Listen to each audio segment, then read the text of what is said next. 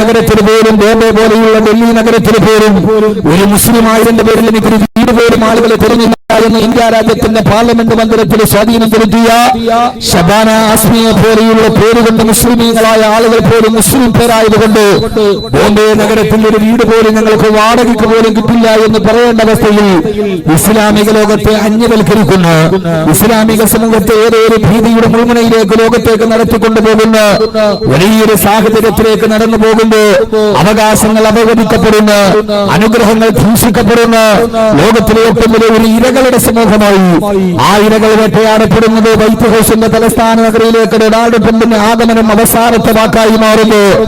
മുസ്ലിമീങ്ങൾ മുഴുവനും കുടിയേറ്റക്കാരായ മുസ്ലിമീങ്ങൾക്ക് പ്രവേശനം നിഷേധിക്കുന്ന ജോർജ് ബുഷ് മുതലല്ല അതിന്റെ മുമ്പിലെ തുടങ്ങി വെക്കപ്പെട്ട വർണ്ണാധിപത്യത്തിന്റെയും വംശാധിപത്യത്തിന്റെയും സ്വച്ഛാധിപത്യത്തിന്റെയും ഏകാധിപത്യത്തിന്റെയും വാളുകൾ മുസ്ലിം സമൂഹത്തിന് നേരിൽ ഓങ്ങപ്പെടുമ്പോൾ സിറിയയിലും ചെച്ചനിയിലും ബൊസ്നിയയിലും സൊമാലിയിലും എന്ന് വേണ്ട നാടിന്റെ നാനാഭാഗങ്ങൾ ഇസ്ലാമിക സമൂഹം അനുഭവിച്ചുകൊണ്ടിരിക്കുന്നു.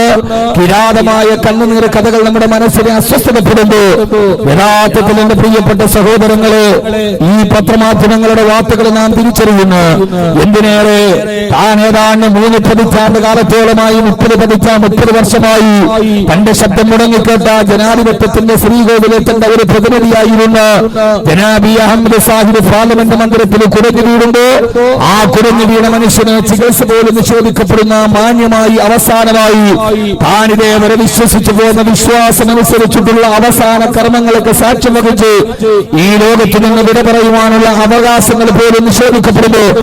മനുഷ്യാവകാശ ധ്വംസനത്തിന്റെ പരമ്പരകൾ ഈ ജനാധിപത്യ രാജ്യത്തെ പോലും വേട്ടയാടിക്കൊണ്ടിരിക്കുമ്പോ മുസ്ലിമായി ഇരിക്കുന്നതിന് അപകർഷതാബോധത്തിലേക്ക് നമ്മുടെ യുവാക്കൾ തള്ളിയിട്ടപ്പെട്ടാൽ അവർക്കൊരു അന്യതാബോധമുണ്ടായാൽ ആരെയാണ് കുറ്റപ്പെടുത്തേണ്ടത് എന്ന് നാം പറയുന്നതിന് പുറം ആദരവായ പ്രവാചകൻ നബി മുഹമ്മദ് മുസ്തഫ ആദരവായ പ്രവാചകൻ നബി മുഹമ്മദ് മുസ്തഫ സല്ലല്ലാഹു അലൈഹി വസല്ലം 14 സംവത്സരങ്ങൾക്ക് മുമ്പ് 14 നൂറ്റാണ്ടുകൾക്ക് മുമ്പ് തന്റെ പ്രിയപ്പെട്ട അനുയായികളോട് പങ്കുവച്ച ഒരു ആശങ്ക എന്റെ പ്രിയപ്പെട്ട സഹോദരങ്ങളോട് ചെച്ചനിയും ബോസ്നിയയും സൊമാലിയും സിറിയയും അഫ്ഗാനും കാശ്മീരും ഗുജറാത്തും ഒക്കെ നമ്മുടെ മനസ്സുകളിൽ അസ്വസ്ഥത പടർത്തുമ്പോ ഞാൻ ഓർക്കുകയാണ് അല്ലാഹുവിന്റെ റസൂൽ നബി മുഹമ്മദ് മുസ്തഫ സല്ലല്ലാഹു അലൈഹി വസല്ലം അവിടുത്തെ സഹാബത്തിനോട് പറഞ്ഞ സഹാബ, നമ്മളെല്ലാവർക്കും ചിരപരിചിതമായ പല പ്രഭാഷകർ നമ്മളോട് പങ്കുവച്ച ഒരു ഹദീസാണിത്. അല്ലാഹുവിന്റെ റസൂൽ പറഞ്ഞു, സഹാബ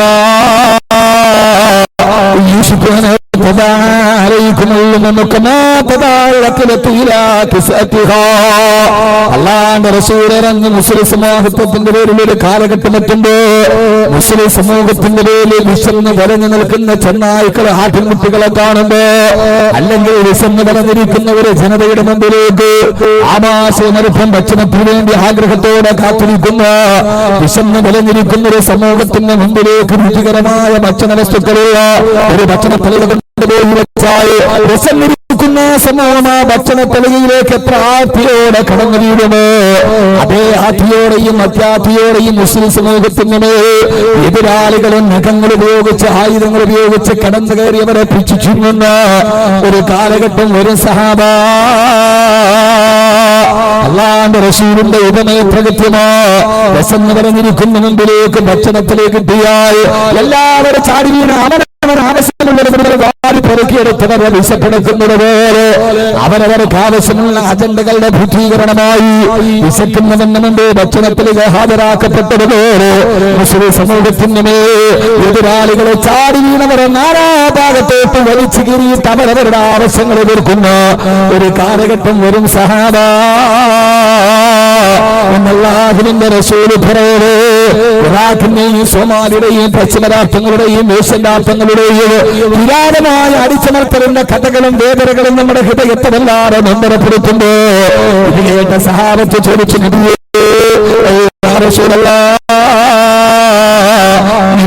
അല്ലാഹുവിന്റെ പ്രവാചകരെ ആ സമയത്തൊക്കെ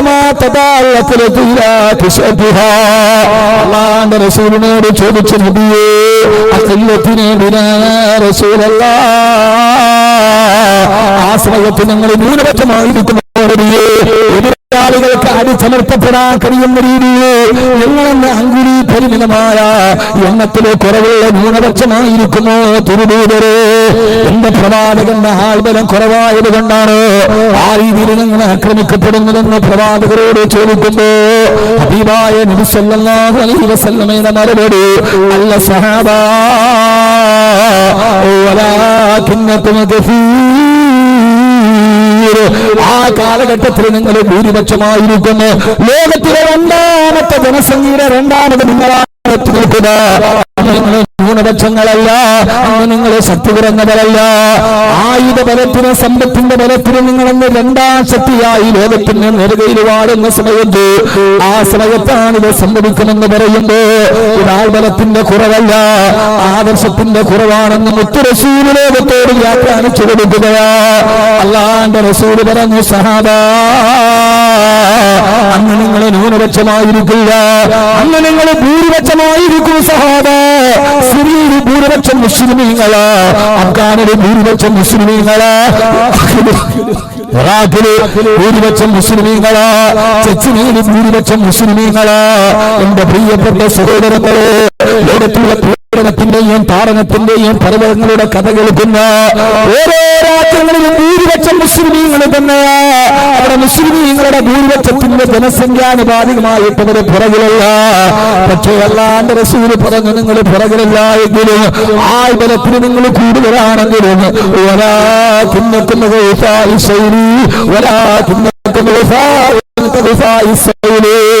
മലവെള്ളത്തിൽ ഒലിച്ചു വരുന്ന ചണ്ടികളെ പോലെ നിങ്ങളെന്ന് ദുർബലരായി മാറുന്നു. എന്റെ പ്രിയപ്പെട്ട സഹാബാ, എന്റെ പ്രിയപ്പെട്ട സഹോദരങ്ങളോട് അവസാന കാലഘട്ടത്തിലെ മുസ്ലിം സമൂഹം അനുഭവിക്കുന്ന പരാജയത്തിന്റെ കാരണം പറയവേ ഒന്നാമത് അല്ലാഹുവിന്റെ റസൂൽ പറയാ അന്ന് നിങ്ങളെ മലവെള്ളപ്പാച്ചിൽ ഒടിഞ്ഞു വരുന്ന വെറും ചണ്ടികളെ പോലെ ഒന്നിനും കൊള്ളാത്ത ചണ്ടികളായി മാറും. നിങ്ങൾക്ക് ശരീരമുണ്ടാവാം, നിങ്ങൾക്ക് ആയുധമുണ്ടാവാം, നിങ്ങൾക്ക് ആൽബലമുണ്ടാവാം, നിങ്ങൾക്ക് സാമ്പത്തിക പിന്തുണയുണ്ടാവാം, എന്നാൽ ഒന്നിനും കൊള്ളാത്ത വൈക്കോ ചണ്ടികളെ പോലെ ഒന്നിനും കൊള്ളാത്ത കുറെ ആളുകളായി ഉണ്ടാവുക. എന്റെ പ്രിയപ്പെട്ട സഹോദരങ്ങളെ, ബദറിന്റെയും ഉഹദിന്റെയും ഹുറൈനിന്റെയും ഖൈബറിന്റെയും ഖന്തഖിന്റെയും രണാങ്കണങ്ങള് അല്ലാഹുവിന്റെ ദീനിനു വേണ്ടി സർവ്വത സമർപ്പിച്ച സഹാബത്തിനെ പോലെ ഒരാളും ഒന്നും മുസ്ലിം സമൂഹത്തിൽ ഉണ്ടാവുകയില്ല. മഹാനായ കാലത്തോട് ചോദിച്ചതുപോലെ കാലമേ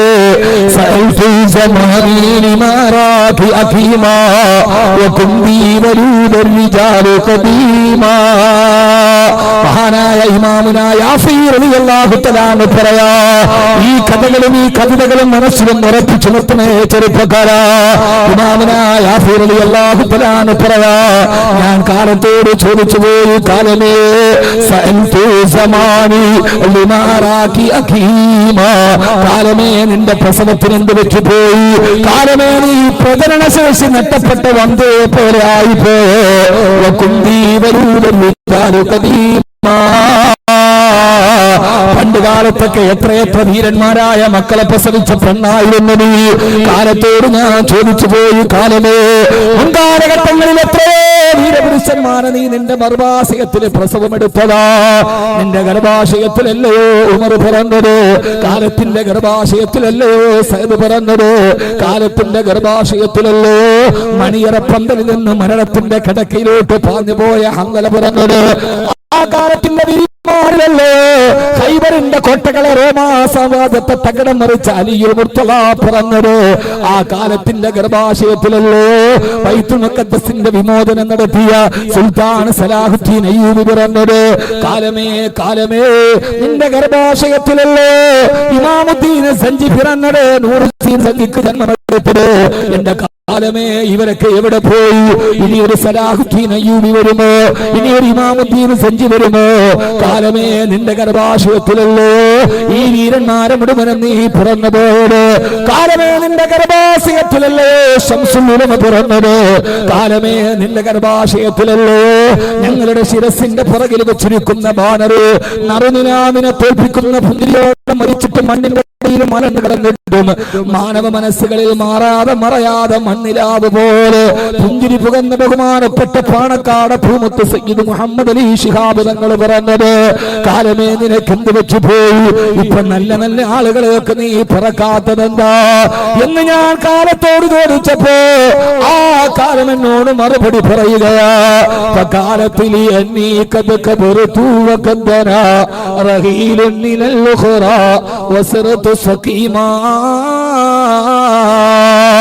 കാലമെന്നോട് പറഞ്ഞു. കാലത്ത് കാലമെന്നോട് മറുപടി പറഞ്ഞു.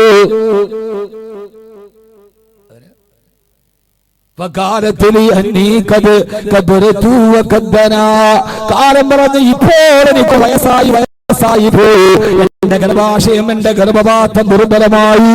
ചെറുപ്പക്കാരെ നിങ്ങളിതൊന്ന് മനസ്സിലാക്കണം. കാലം പറയാ എന്റെ ഗർഭപാത്രത്തിന് ദുർബലമായി, എന്റെ കാലത്തിന്റെ ഓരോ കുത്തൊടിക്കൽ എന്റെ ജീവിതത്തിന് വാർദ്ധക്യമായി. കാലത്തിൽ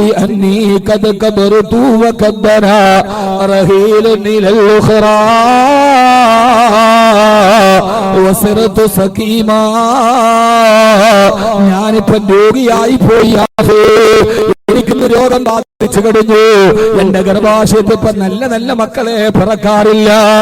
വലം യബ്ക ഫിൽ ഔലാദി ഇല്ലാ ഹുസാറത്തുൻ വഫാറകനി മൻ കാന ഖബലു കരീമാ. വലം യബ്ക ഫിൽ ഔലാദി ഇല്ലാ ഹുസാറത്തുൻ, എന്റെ മക്കളിൽ ഇപ്പൊ കുറെ ചണ്ടികളല്ലാതെ മറ്റൊന്നും ശേഷിക്കുന്നില്ല. എന്റെ നല്ല നല്ല മക്കള് കാലത്തോട് വിട പറഞ്ഞു പോയി. സയ്യിദ് പോയി, അബൂബക്കർ പോയി, ഉമർ പോയി, ഹംസ പോയി, റളിയല്ലാഹു തആല അൻഹും അജ്മഈൻ. അവരെ പോലെ തത്തുല്യമായ വ്യക്തിത്വങ്ങളില്ല. കേരളം കണ്ട മഹാനായ രാഷ്ട്രീയ നേതാവ് ബഹുമാനപ്പെട്ട CH മുഹമ്മദ് കോയ സാഹിബ്, അദ്ദേഹം ഒരിക്കൽ പണ്ട് ചന്ദ്രികയിൽ എഴുതിയ ഒരു ലേഖനം എനിക്ക് ഓർമ്മ വരികയാ. ആ ലേഖനത്തിന് അദ്ദേഹം തലക്കെട്ട് കൊടുത്തത് സമുദായത്തിന്റെ തലപ്പത്തിരിക്കാൻ ആളില്ല എന്ന് ഹെഡിങ് എഴുതിയിട്ട് CH ഒരിക്കൽ ലേഖനം എഴുതിയിട്ടുണ്ട് ചന്ദ്രികയെ. അതിൽ അദ്ദേഹം എഴുതിയതെന്നറിയോ, ഇന്ന് സമുദായത്തിന് നേതൃത്വം നൽകാൻ തലപ്പത്തിരിക്കാൻ ആളുകളില്ല. നമുക്ക് അബൂബക്കറുണ്ട്, പക്ഷേ അബൂബക്കർ സിദ്ദീഖില്ല. നമ്മുടെ ഇടയിൽ ഉമറുണ്ട്, പക്ഷേ ഉമർ ഇബ്നു ഖത്താബില്ല. നമ്മുടെ ഇടയിൽ ഉസ്മാനുണ്ട്, പക്ഷേ ഉസ്മാൻ ഇബ്നു അഫ്ഫാനില്ല. നമ്മുടെ ഇടയിൽ ധാരാളം അലിയുമാരുണ്ട്, പക്ഷേ അലിയുൽ ഹൈദറില്ല എന്ന CHന്റെ വാക്കുകളെ കടമെടുത്ത് പറഞ്ഞാൽ ആദരവായ റസൂലുള്ളാഹി സ്വല്ലല്ലാഹു അലൈഹി വസല്ലമ പറയാ, എന്റെ കാലഘട്ടത്തിന്റെ ഗർഭപാത്രത്തിന്റെ കുറെ ചണ്ടികളെല്ലാം മറ്റൊന്നും അറിയിക്കുന്നില്ല. എന്റെ പ്രിയപ്പെട്ട സഹോദരങ്ങളെ, കോഴിക്കോട് നഗരത്തിലൂടെ യാത്ര ചെയ്താൽ ഒരു മഹാനായ മനുഷ്യന്റെ മക്ക് പറയുണ്ടവിടെ, മഹാനായ സയ്യിദ് അലാഉദ്ദീനുൽ ഹിംസി റളിയല്ലാഹു തആല അൻഹു. ആരാ മഹാനവർ എന്നറിയോ? പൊന്നാനി മുതൽ കോഴിക്കോട് വരെയുള്ള യാത്ര ചെയ്തപ്പോ, പൊന്നാനി മുതൽ കോഴിക്കോട് വരെ യാത്ര അവസാനിച്ചപ്പോ ആ യാത്രയുടെ ഇടയിൽ 200-ലധികം ആളുകളെ ഇസ്ലാമിലേക്ക് കൊണ്ടുവന്ന മഹാന്മാരുടെ ഖബറുകൾ കേരളത്തിന്റെ മണ്ണിൽ സുപരിചിതമാണ്. പക്ഷേ അല്ലാഹുവിന്റെ റസൂല് പറയാ, ലോകത്തിന്റെ മേൽ എതിരാളികളുടെ കടന്നുകയറ്റം വരുമ്പോ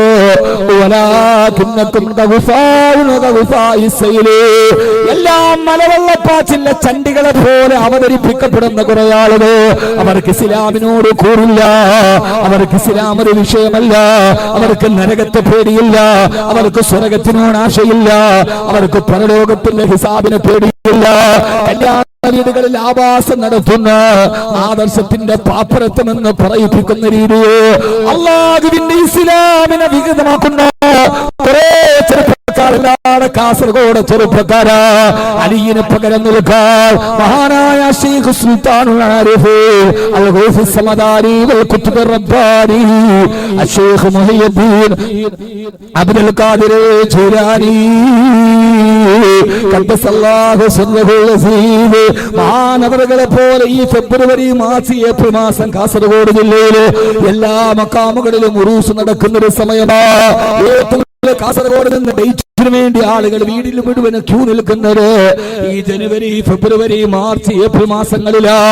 ഏതാണ്ട് എല്ലാ മക്കാമുകളും അടക്കപ്പെട്ട മഹാന്മാരുടെ ഉറൂസ് നടത്തപ്പെടുന്നത് ആ സമയത്താണ്.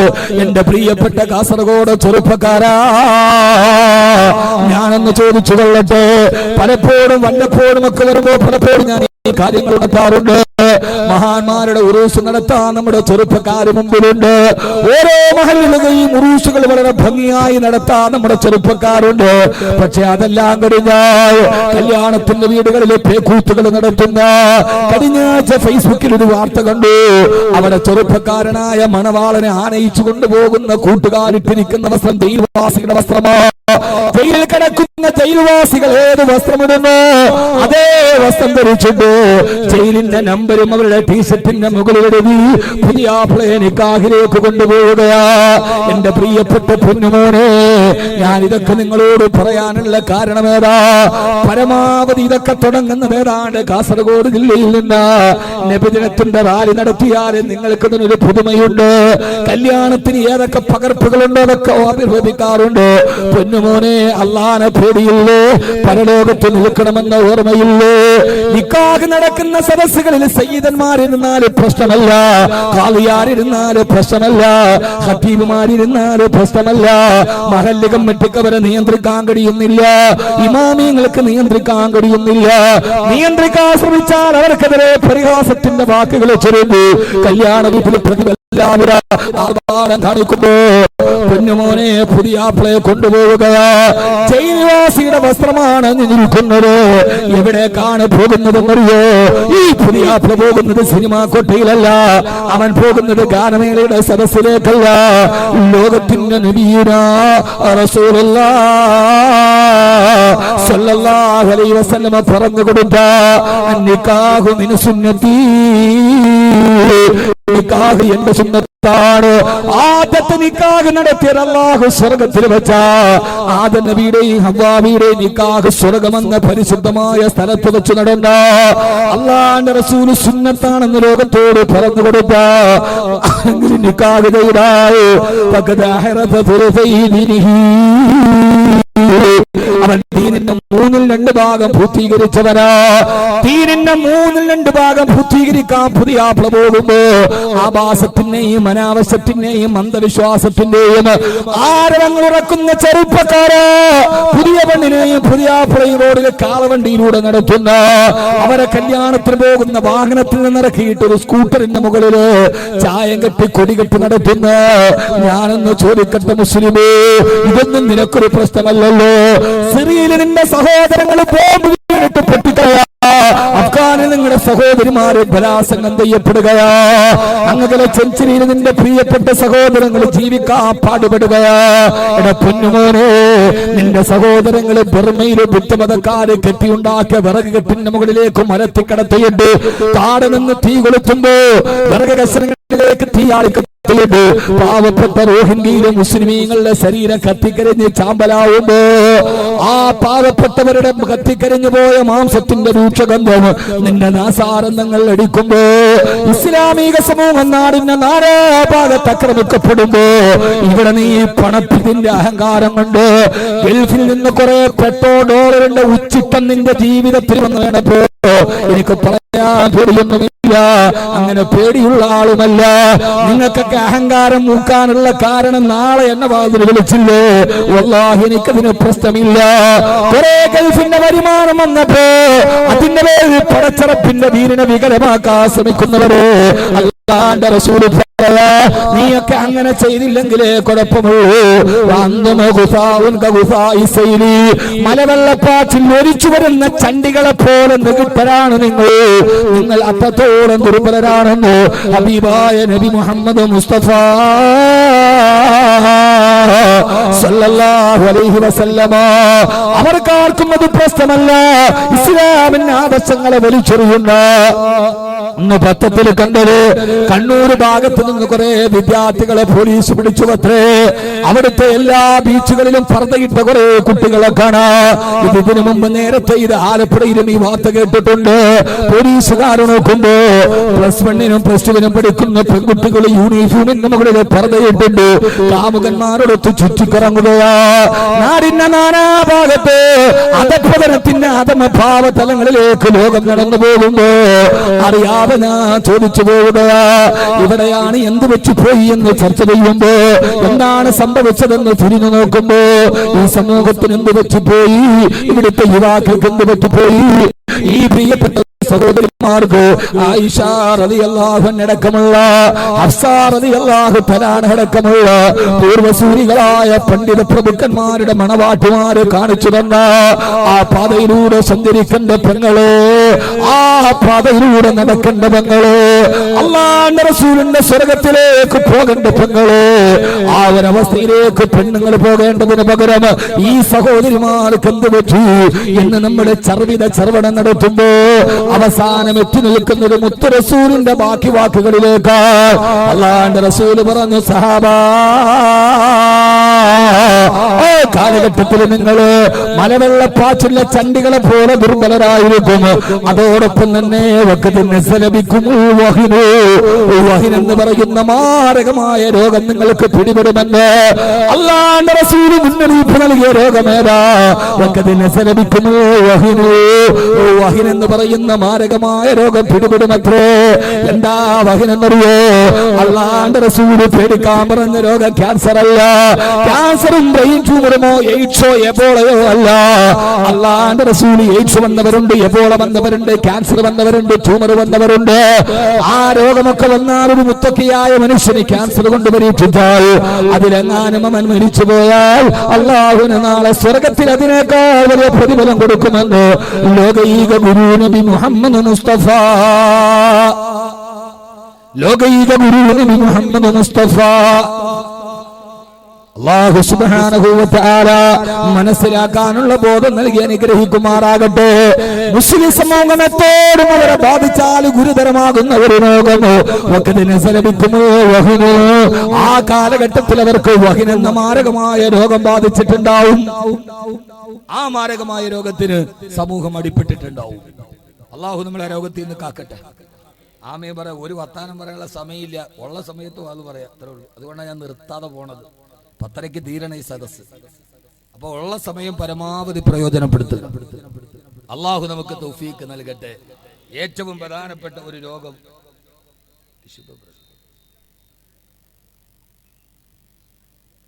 അന്ന് സമൂഹത്തെ ബാധിക്കുന്ന ഏറ്റവും പ്രധാനപ്പെട്ട രോഗം അൽ വഹിനു. വഹിൻ എന്ന് പറയുന്ന മാരകമായ രോഗമാണ്. ഇതാണ് ആധുനിക മുസ്ലിം സമൂഹം നേരിടുന്ന ഏറ്റവും വലിയ വെല്ലുവിളി. വേറെ വെല്ലുവിളിയൊന്നുമില്ല. വേറെ ഇറാഖോ സിറിയയോ അതൊന്നും നമ്മളെ ബുദ്ധിമുട്ടിക്കുന്നില്ല. കാരണം ഡൊണാൾഡ് ട്രംപ് അധികാരത്തിൽ വന്നൊന്നും നമ്മളെ ബുദ്ധിമുട്ടിക്കുന്നില്ല. അത് ഇമാം മഹദിക്കുള്ള വഴി തെളിയാണ്. അവിടെ നമുക്ക് ആശങ്കയില്ല. നിങ്ങൾ ആരും വിചാരിക്കേണ്ട Syria, Afghan, Chechnya, Bosnia, Donald Trump ഇതൊന്നും നമ്മളെ ആശങ്കപ്പെടുത്തുന്നില്ല. ഇത് അല്ലാഹുവിന്റെ റസൂൽ സല്ലല്ലാഹു അലൈഹി വസല്ലമ ലോകാവസാനത്തിന് മുമ്പ് പറഞ്ഞ അടയാളങ്ങളിലേക്ക് ലോകം നടന്നു പോവുകയാണ്. അതിനെക്കുറിച്ച് നമുക്കിപ്പോൾ ചർച്ച ചെയ്യേണ്ട.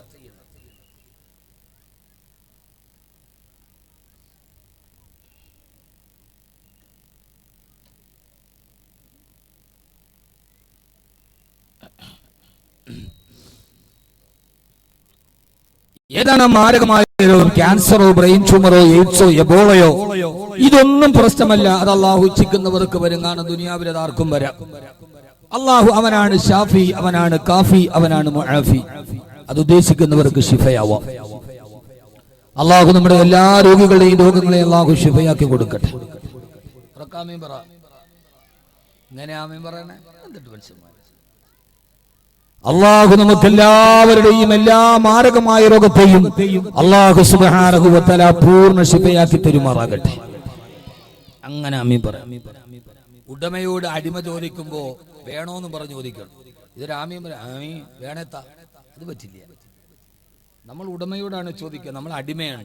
അപ്പൊ അടിമകൾ ഉടമയോട് ചോദിക്കുമ്പോ ആ ചോദ്യത്തിന് നന്നായിട്ട് ചോദിക്കണം. ഒരു ആമീൻ പറ. ആമീൻ. അള്ളാഹു നിനക്ക് സന്തോഷമുണ്ടെങ്കിൽ നിനക്ക് സൗകര്യം ഉണ്ടെത്താ, അങ്ങനെ ചോദിച്ചാൽ കിട്ടുമോ? ആമീൻ.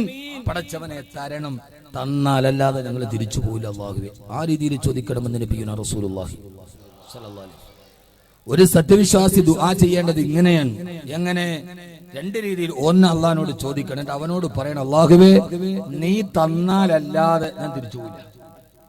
രണ്ട്, കരയണം. കരഞ്ഞോണ്ട് ചോദിക്കണം. കരച്ചിൽ വന്നില്ലെങ്കിൽ കരയുന്നത് പോലെ അഭിനയിക്കണമെന്ന് നബിയുനാ റസൂലുള്ളാഹി. ദുആ ചെയ്യുമ്പോൾ കരച്ചിൽ വന്നില്ല, അപ്പൊ കരയുന്നത് പോലെ അഭിനയിക്കണം.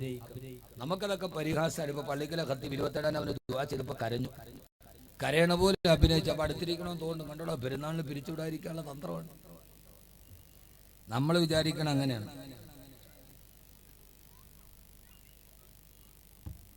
അങ്ങനെയല്ല, കരച്ചിൽ വന്നില്ലെങ്കിൽ കരയുന്നത് പോലെ നിങ്ങൾ അഭിനയിക്കണമെന്ന് നബി മുഹമ്മദ് മുസ്തഫ സ്വല്ലല്ലാഹു അലൈഹി വസല്ലം.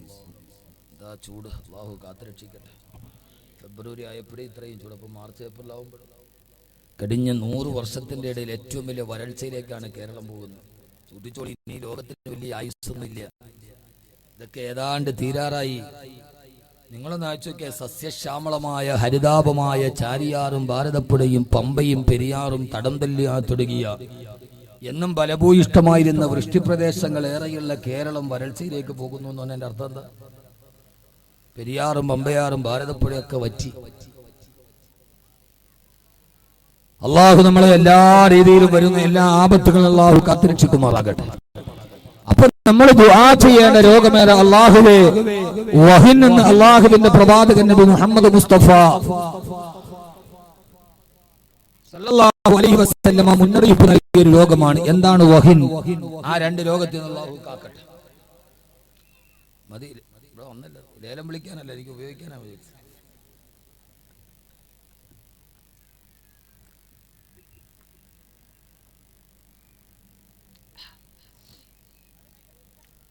എന്താണ് വഹിന് എന്ന് പറഞ്ഞാൽ എന്താണ്?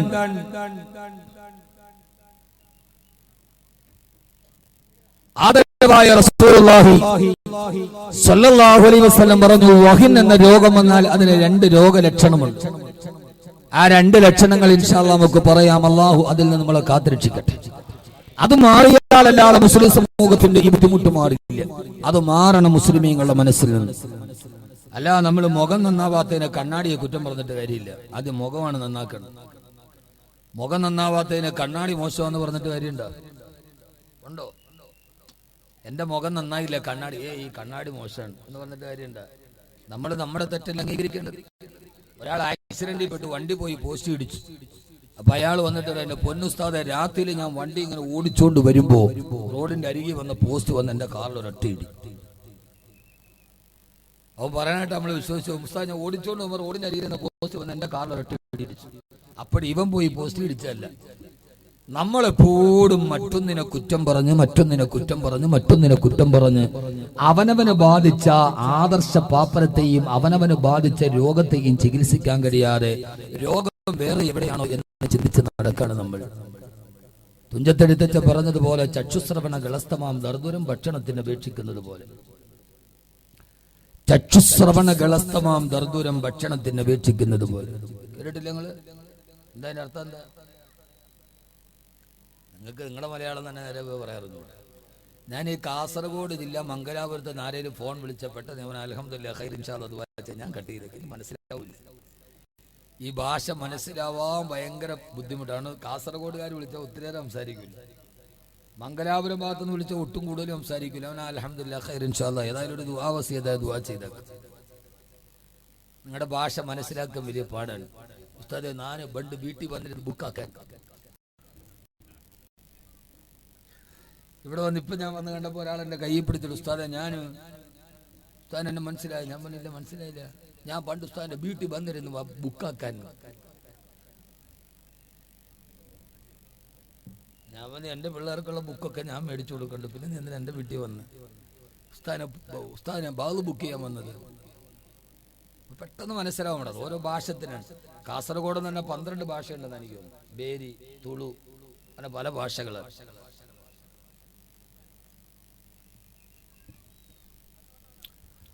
അല്ലാഹു സുബ്ഹാനഹു വ തആല തൗഫീഖ് നൽകി അനുഗ്രഹിക്കുമാറാകട്ടെ. കാസർഗോഡ് എല്ലാത്തിലും നല്ലതാണ്. നിങ്ങൾക്കെല്ലാം ഭയങ്കര ആവേശം. ആലിമീങ്ങളെ ആദരിക്കുന്ന കാര്യത്തിൽ ഭയങ്കര ആവേശമാണ്. സയ്യിദന്മാരെ ആദരിക്കുന്ന കാര്യത്തിൽ ഏറ്റവും നല്ല ആവേശം ഇവിടെയുള്ള ആളുകളാണ്. അവരവരെ നാട്ടിലെ കാലിമാരെ കുറിച്ച് പറയാൻ അവർക്ക് 1000 നാവാണ്. നമ്മളോടൊന്ന് പറയുമ്പോൾ നമുക്ക് മനസ്സിലാവും. പക്ഷെ അതേപോലെ പൊള്ളാത്ത കാര്യത്തിൽ നിങ്ങൾക്ക് ആവേശം കൂടുതലാണ്. കല്യാണം നടത്തിയാൽ അതിനകത്തൊരു ആവേശം, നബിനത്തിൽ റാലി നടത്തിയാൽ അതിനകത്തൊരു ആവേശം, പട്ടാളവേഷം. ഇപ്പൊ ഈ അടുത്ത സമയത്ത് ഫേസ്ബുക്കിൽ ഒരു കാസർഗോഡ് ബൈക്ക് ഒരു നബിദിന റാലി ഞാൻ കണ്ടു. ഫുള്ള് ഹമ്മർ, ബെൻസ്, ഓടി, ഇത് മാത്രമേ ഉള്ളൂ. ഇവിടെ ഉണ്ടാക്കിയ വണ്ടിയൊന്നുമില്ല. എല്ലാത്തിലും നമുക്കൊരു എന്താ പറയാ, എന്നിട്ട് അതിന്റെ ഡോറൊക്കെ തുറന്ന് ആ ഡോറിന്റെ മുകളിൽ രണ്ടുപേര് കയറിയിരുന്ന് ഒരു അറബി താടിയൊക്കെ വെച്ച് ഒരു കമീസൊക്കെ ഇട്ട് പിന്നെ ഒന്ന് ആട്ടി. ഇതൊക്കെയാണ് നബിദിന റാലി.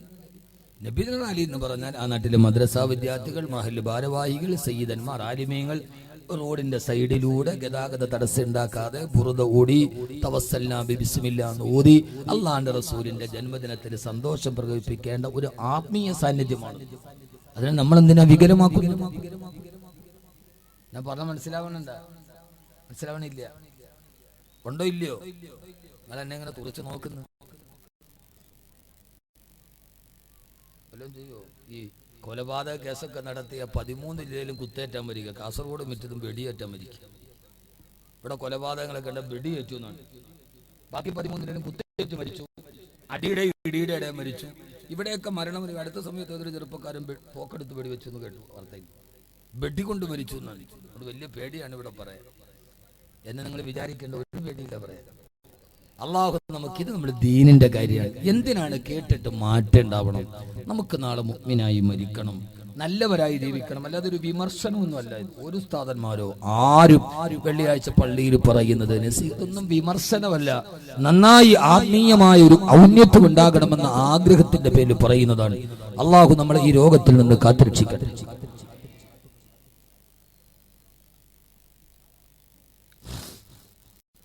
ആദരവായ പ്രവാചകൻ നബി മുഹമ്മദ് മുസ്തഫ,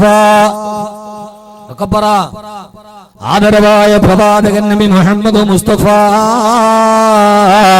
സല്ലല്ലാഹു അലൈഹി വസല്ലം അവസാന കാലത്ത് വരുന്ന ഇസ്ലാമിക സമൂഹത്തിൽ ബാധിക്കുന്ന ഏറ്റവും വലിയ ദുർബലതയെ കുറിച്ച് പറയുമ്പോ അല്ലാഹുവിന്റെ റസൂൽ പറഞ്ഞു, ആ കാലഘട്ടത്തിൽ നിങ്ങൾക്ക് വഹിൻ എന്ന് പറയുന്ന മാരകമായ രോഗം നിങ്ങളുടെ ഹൃദയത്തെ ബാധിച്ചിട്ടുണ്ടാവാം. സഹാബത്ത് ചോദിച്ചു, നബിയേ മൽ വഹിനു യാ റസൂലല്ലാഹ്, മൽ വഹിനു യാ റസൂലല്ലാഹ്. വഹിൻ എന്ന് പറഞ്ഞാൽ എന്താണ് നബിയേ? അവസാന കാലഘട്ടത്തിൽ ജീവിച്ചിരിക്കുന്ന ഇസ്ലാമിക സമൂഹത്തെ അപഗ്രഥിക്കുന്ന വഹിൻ എന്ന് പറയുന്ന മാരക രോഗമാണ് എന്താണെന്ന് ചോദിക്കോ. അല്ലാഹുവിന്റെ റസൂൽ പറഞ്ഞ മറുപടി സദസ്സിനോട് ഞാൻ പങ്കുവെക്കുക. അല്ലാഹുവിന്റെ റസൂലിന്റെ മറുപടി സല്ലല്ലാഹു അലൈഹി വസല്ലം, വഹിൻ എന്ന് പറഞ്ഞാൽ ഹുബ്ബു ദുനിയാ വകറാഹിയത്തുൽ മൗത്ത്. ഒന്നീ ദുനിയാവിനോടുള്ള അതിരറ്റ ഭ്രമമാണ്, ഈ ദുനിയാവിനോടുള്ള അതിരറ്റ അത്യാഗ്രഹമാണ്. ഇസ്ലാമിക സമൂഹത്തിന്റെ ഹൃദയത്തിലേക്ക് ഭൗതികമായ ലോകത്തിനോടുള്ള അത്യാഗ്രഹം ആസക്തിയും വർദ്ധിച്ചു വന്നാൽ, എന്നാൽ ഈ ദുനിയാവേദ അല്ലാഹു സുബ്ഹാനഹു വ തആല ലോകത്തെ ഏറ്റവും നശ്വരമാണെന്ന് പറഞ്ഞ ഏത് സമയത്തും അവസാനിക്കുമെന്ന് പറഞ്ഞു പോയ അള്ളാഹുവിന്റെ ഏറ്റവും വലിയ നിസ്സാരമായി പറഞ്ഞു പോയ ദുനിയാവുണ്ടല്ലോ, ആ ദുനിയാവിനെ ആരെങ്കിലും സ്നേഹിച്ചാൽ ദുനിയാവിനോടുള്ള അതിരട്ട ആഡംബര ഭ്രമം ഇസ്ലാമിക സമൂഹത്തിന്റെ ഹൃദയത്തെ കീഴടക്കിയാൽ, കാസർഗോഡ് ചെറുപ്പക്കാരാ, ഈ അതിരട്ട ആഡംബരത്തോടുള്ള ഭ്രമമല്ലേ, മറ്റൊരുത്തന്റെ മുമ്പിൽ വലുതാകാനുള്ള ആഗ്രഹമല്ലോ നമ്മുടെ ഹൃദയത്തെ ഇന്ന് മരിച്ചുകൊണ്ടിരിക്കുക. എന്നാൽ ദുനിയാവാരാ മരുഭൂമിയിലൂടെ, മദീനത്തിന്റെ മരുഭൂമിയിലൂടെ നടന്നു പോകുമ്പോ ചത്തുപിടിച്ചു നാറിക്കിടക്കുന്ന ഒരു നായുടെ ശവശരീരം കണ്ടപ്പോ അല്ലാഹുവിന്റെ റസൂൽ ചോദിച്ചു, സഹാബാ, ആരാണ് ഒരു ദീനാർ വന്നിട്ട് ഈ പുറത്തു കിടക്കുന്ന നായുടെ ശവശരീരം വാങ്ങിക്കുക? അതിന്റെ ദുർഗന്ധമേറ്റു നാസാരന്ധങ്ങളിലേക്ക് ആ പുടുപുടുത്ത ശരീരത്തിന്റെ ദുർഗന്ധം വന്നപ്പോ മൂക്കുപറ്റിയിട്ട് അല്ലാഹുവിന്റെ റസൂൽ ചോദിച്ച മറുപടിയായി സഹാബത്ത് പറഞ്ഞു, യാ റസൂലല്ലാഹ്, ഇത് ജീവനുള്ളപ്പോൾ പോലും ഒരു ദീനാർ വന്ന് ഞങ്ങളിത് വാങ്ങിക്കില്ല, പിന്നെ ചത്തുപുറത്ത് നാറിക്കിടക്കുന്ന ഈ നായ ആരാണ് വില കൊടുത്ത് വാങ്ങിക്കുന്നതെന്ന് ചോദിച്ചപ്പോ അവരുടെ ഭൗതിക പ്രേമത്തിനോടുള്ള ആഗ്രഹത്തിന് വിരാമമിടാണ് ഒരു ഫിലോസഫറെ പോലെ, ഒരു ചിന്തകനെ പോലെ ഹബീബായ നബി തങ്ങൾ ചോദിച്ചു, സഹാബ, എന്നാൽ നിങ്ങൾ ആഗ്രഹിക്കുന്ന ദുനിയാവ് ഇതിനേക്കാൾ ദുർഗന്ധമേറിയതാണ്. നിങ്ങൾ പൈസ കൊടുത്തു വാങ്ങുന്ന ഏതൊക്കെ വേണ്ടി ദുനിയാവിന് വേണ്ടി ജീവിക്കുന്നുവോ ആ ദുനിയാവ് ഇതിനേക്കാൾ അകപ്പതിച്ചതും ദുർഗന്ധമേറിയതുമാണെന്ന് ലോകത്തിന്റെ പ്രവാചകൻ നബി മുഹമ്മദ് മുസ്തഫ സല്ലല്ലാഹു അലൈഹി വസല്ലമ. അതുകൊണ്ട് സഹോദരങ്ങളെ, സഹോദരിമാരെ, അല്ലാഹുവിന്റെ റസൂൽ ദുനിയാവിനെ കുറിച്ച് പറഞ്ഞു തന്ന വിവരണം ഏതെന്നറിയോ? ഇന്ന ദുനിയാ ഹുലത്തുന ഹലറാ. ഈ ദുനിയാവ് പച്ചപിടിച്ച് സസ്യശ്യാമളമായി നിൽക്കുന്ന, കാണുന്ന ആരുടെയും മനസ്സിന് മനോഹരമായി തോന്നുന്ന ഒരു പദാർത്ഥമാണ് ദുനിയാവ്. ആ ദുനിയാവിൽ നിന്ന് അല്പമെങ്ങാനും അല്ലാഹു നിങ്ങളുടെ കയ്യിൽ തന്നിട്ടുണ്ടെങ്കിൽ, സമ്പത്തായി, പണമായി, മക്കളായി, ആ ദുനിയാവിന്റെ ഏറെ കാലങ്ങൾ നിങ്ങളുടെ കയ്യിൽ അല്ലാഹു തന്നിട്ടുണ്ടെങ്കിൽ, വഇന്നല്ലാഹ മുസ്തഖ്ലിഫകും ഫീഹാ. ദുനിയാവ് അല്ലാഹു നിങ്ങളുടെ കൈവെള്ളയിൽ തന്നേക്കാം. എന്തിനാ പടച്ചറപ്പ് പണം തന്നത്? എന്തിനാണ് പടച്ചറപ്പ് അധികാരം തന്നത്? എന്തിനാണ് പടച്ചറപ്പ് ദുനിയാവിന് പ്രതാപം തന്നത്?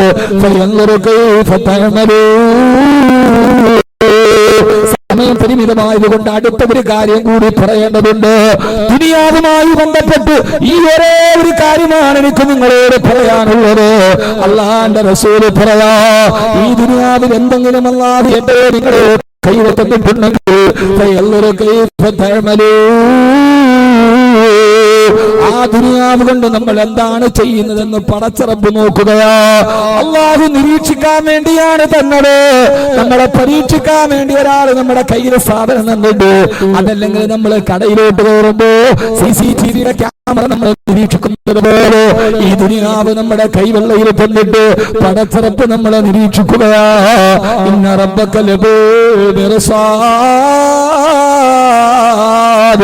അല്ലാഹുവിന്റെ നിരീക്ഷണത്തിലാ നമ്മൾ. ഈ ബോധം ഹൃദയത്തിൽ നിന്ന് മാറിപ്പോകരുത്. സൗന്ദര്യം ദുനിയാവിൽ അല്ലാഹു തരുന്നത്. ആ സൗന്ദര്യം വന്നിട്ട് ചെറുപ്പക്കാരെ റബ്ബ് നമ്മളെ നിരീക്ഷിക്കുകയാ. പെങ്ങളെ റബ്ബ് നമ്മളെ നിരീക്ഷിക്കുകയാ. ആ സൗന്ദര്യം കൊണ്ട് നീ ഒരു പുരുഷനെ വഴിപഠിപ്പിക്കുന്നുവോ? ആ സൗന്ദര്യത്തെ നീ മറച്ചു നടക്കുന്നുവോ? ആ സൗന്ദര്യത്തെ നീ അല്ലാഹു പറഞ്ഞവരുടെ ല്ലാതെ വെളിവാക്കുന്നു. ആ സൗന്ദര്യം കൊണ്ട് മറ്റൊരു ചെറുപ്പക്കാരനെ വഴിപഠിപ്പിക്കുന്നുവോ? മറ്റൊരു പെണ്ണിനെ വഴിപഠിപ്പിക്കുന്നുവോ? സൗന്ദര്യമെന്ന ദുനിയാവ് തന്നിട്ട് റബ്ബ് നമ്മളെ നിരീക്ഷിക്കുകയാ.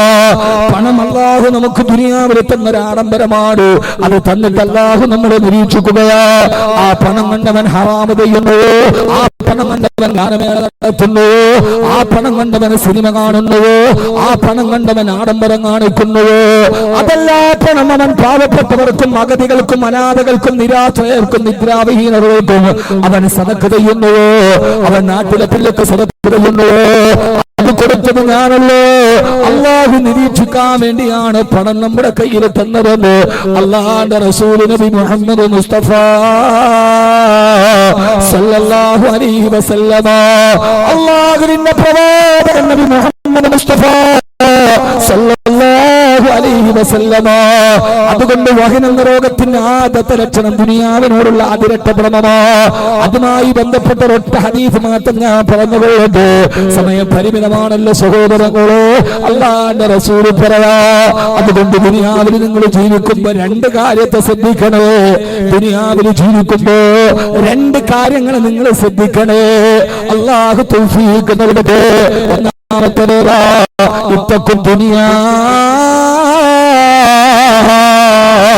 ദുനിയാവിനെ നിങ്ങൾ ശ്രദ്ധിച്ച് കൈകാര്യം ചെയ്യുകൊള്ളുക. ദുനിയാവ് ഏറ്റവും പ്രശ്നമാണ്. ഈ ദുനിയാ അകല്ലുമിനൽ കലീലി വാശിക്കുഹാ അകല്ലുമിനൽ ദലീലി. ഈ ദുനിയാവ് ചലന്തിയുടെ വല പോലെയാ. ഒരു നിമിഷം കൊണ്ട് തകർന്ന് തരിപ്പണമാകുന്ന എത്രയോ കോടീശ്വരന്മാരെ എനിക്ക് നേരിട്ടറിയാ. 10,000 രൂപ എടുക്കാനില്ല സഹോദരാ. റബ്ബ് തരുന്നതാണ് ദുനിയാവ്.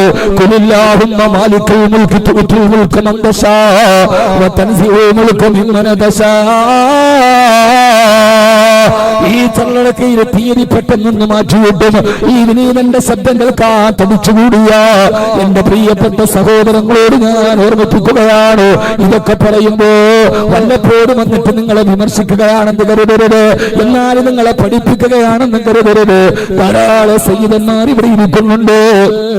ധാരാളം സയ്യിദന്മാരും ധാരാളം ആളുകളും ഇവിടെ ഇരിക്കുന്നുണ്ട്. ബഹുമാനനായ സയ്യിദവറുകളുണ്ട്, സംയുക്തനായ അബ്ദുൽ മജീദ് ബാക്കവിയെ പോലെ പാണ്ഡിത്യത്തിന്റെ കരിമ അവകാശപ്പെടാൻ കഴിയുന്ന പണ്ഡിതന്മാർ ഇവിടെയുണ്ട്.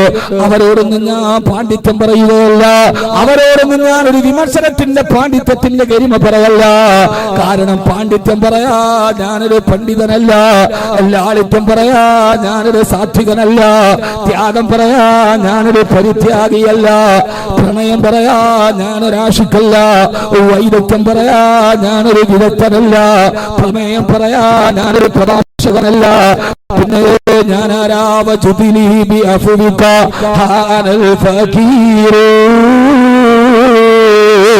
അറിവിന്റെ ബാലാരിപ്പതകളുടെ ഇടയിലൂടെ നടന്നു പോകുമ്പോ അല്ലാഹു തന്ന നാവ് കൊണ്ട് അവസാനം വരെ പടച്ചറപ്പിന്റെ ദീൻ പറയാൻ അവരോട് നിയോഗം പറയുമ്പോ അത് അല്ലാഹുവിന് പൊരുത്തപ്പെട്ട വഴിയിൽ ചെലവഴിക്കാൻ ആഗ്രഹിച്ചു നാടാന്തരത്തിലൂടെ നടന്നൊരു പാവപ്പെട്ട നിങ്ങളുടെ സഹോദരനാണ് ഞാൻ.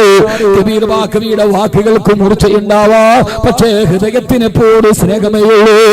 ആ സ്നേഹത്തിൽ നിന്നുകൊണ്ട് ഞാൻ പറയാ, എന്റെ പ്രിയപ്പെട്ട സഹോദരങ്ങളെ, ഏത് സമയത്തും പ്രത്യേകിച്ച് കാസർഗോഡ് ജീവനതുല്യ സ്നേഹിക്കുന്ന ഇവിടെ നിന്ന് ട്രെയിനിൽ കയറി വീട്ടിൽ വന്നു ഡേറ്റ് ഇല്ല എന്ന് പറഞ്ഞ അടുത്ത വർഷമെങ്കിലും തരണേ എന്ന് പറഞ്ഞ് സ്നേഹത്തോടെ തിരിച്ചു പോകുന്നവർ.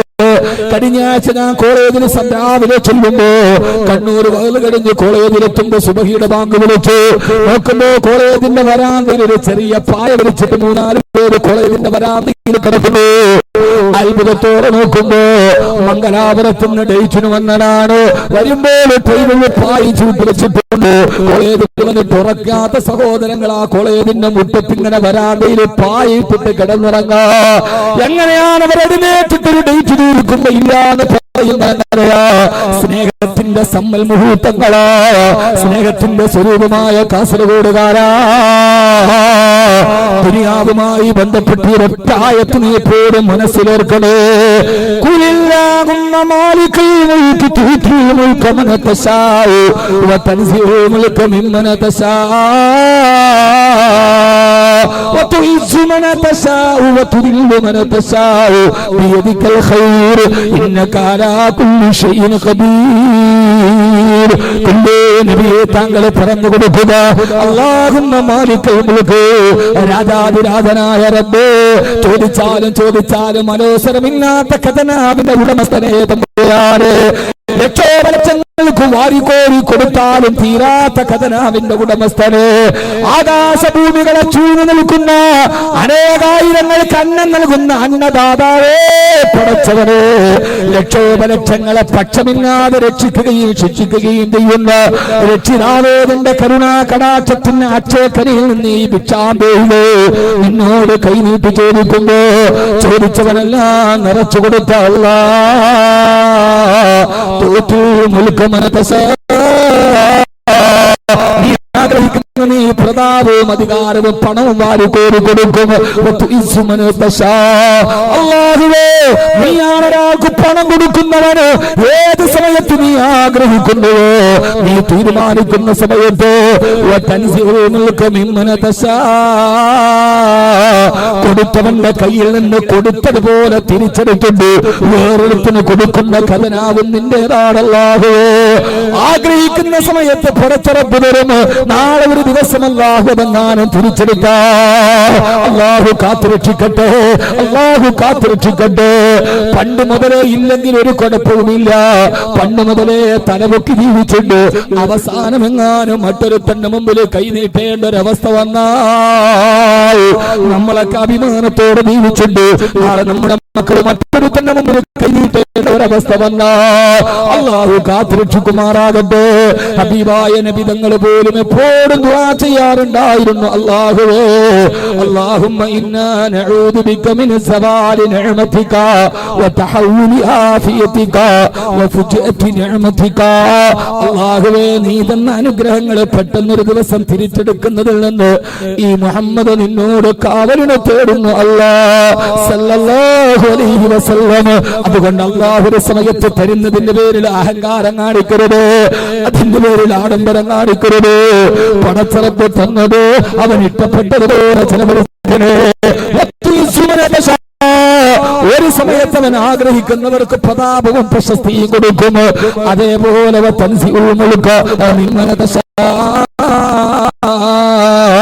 അവനുദ്ദേശിക്കുന്നവരിൽ നിന്നത് ഊരിയെടുക്കുകയും ചെയ്യും. എത്ര ആളുകളാ പടച്ചവനെ അല്ലാഹുവേ اللهم لا تذلنا ولا تفضحنا بين رؤوس الخلائق لا في الدنيا ولا في الآخرة. പടച്ചവനെ ദുനിയാവിലോ ആഖിറത്തിലോ മറ്റൊരാളുടെ മുമ്പിൽ ഞങ്ങളെ നിന്ദിതയിലാക്കല്ലേ അല്ലാഹ്. അതുകൊണ്ട് ഈ ദുനിയാവിനോടുള്ള പ്രേമത്തിന്റെ ഇടയിൽ നിങ്ങൾ സൂക്ഷിക്കേണ്ടത് ദുനിയാവിനെയാ. അല്ലാഹു നമ്മളെ കാത്തുരക്ഷിക്കുമാറാകട്ടെ. അല്ലാഹു കാത്തുരക്ഷിക്കുമാറാകട്ടെ. അല്ലാഹു സുബ്ഹാനഹു വ തആല കാത്തുരക്ഷിക്കുമാറാകട്ടെ. എന്റെ പ്രിയപ്പെട്ട സഹോദരങ്ങളെ, സഹോദരിമാരെ, അല്ലാഹു സുബ്ഹാനഹു വ തആല നമുക്കെല്ലാവർക്കും ഇതിനെക്കുറിച്ചുള്ള ബോധം നൽകി അനുഗ്രഹിക്കുമാറാകട്ടെ. എല്ലാവരും 3 സ്വലാത്ത് ചൊല്ലീന് അല്ലാഹു നമുക്ക് നൽകിയ ആരോഗ്യവും അനുഗ്രഹവും നിലനിൽക്കാൻ. അല്ലാഹുമ്മ സ്വല്ലി അലാ മുഹമ്മദ്